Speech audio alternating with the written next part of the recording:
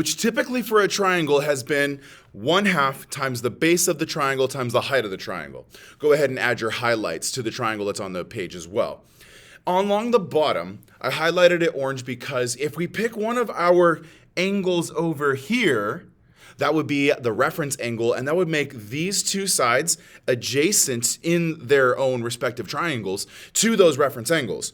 Across from a 90 degree is still the hypotenuse, and then this line in the middle actually is kind of like our geometric mean problem, but it's going to be the opposite side of the reference angles, and it's the same h for both reference angles, which is something we're going to use.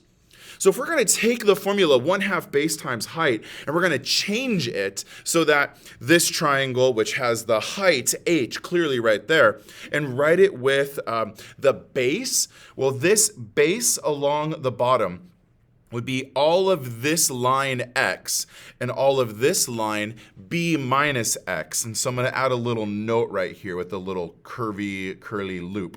This is the base of the triangle, and its formula is x plus b minus x. And if you have x plus b minus x, then this positive x and this negative x are opposites of each other, and when you add them, they're going to cancel out. They're going to sum to 0, so it's going to be equal to b. This b is that one. With some substitution, remember your substitution properties, I can rewrite this like this.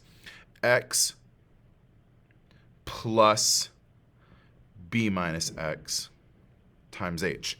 This is our formula for the area of this triangle.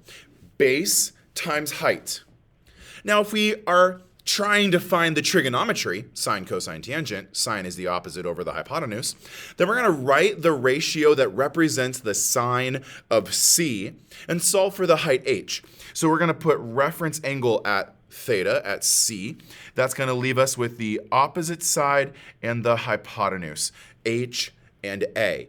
So I'm going to write sine c, the sine of angle c, would be the opposite letter h over the hypotenuse, letter A. A little bit iffy on the use of the letters in the words opposite and hypotenuse. This is why highlighting is so important. Now, if we solve for the height h, in order to make this actually be solved for h can't be divided by a.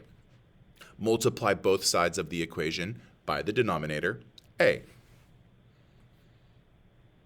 I'm going to put a little dot right here, otherwise it looks like a sine, and it's not. It's a times a sine of c. Over on the right side, the a's reduce to 1.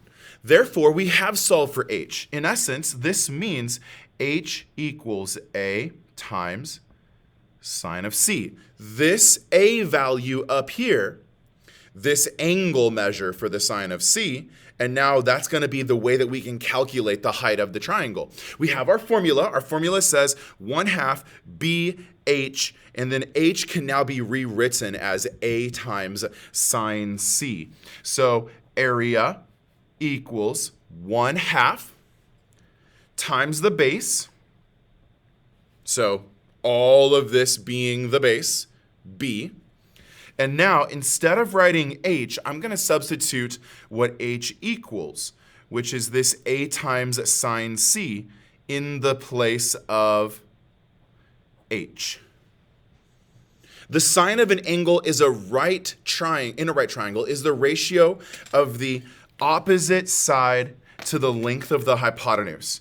And so the big trick in this problem, this area formula for a triangle, is to find the trigonometry and to find the right triangle. So by drawing an altitude straight down from angle B so that it makes a 90-degree angle right here, we force two right triangles, and then we can use trig with those two right triangles.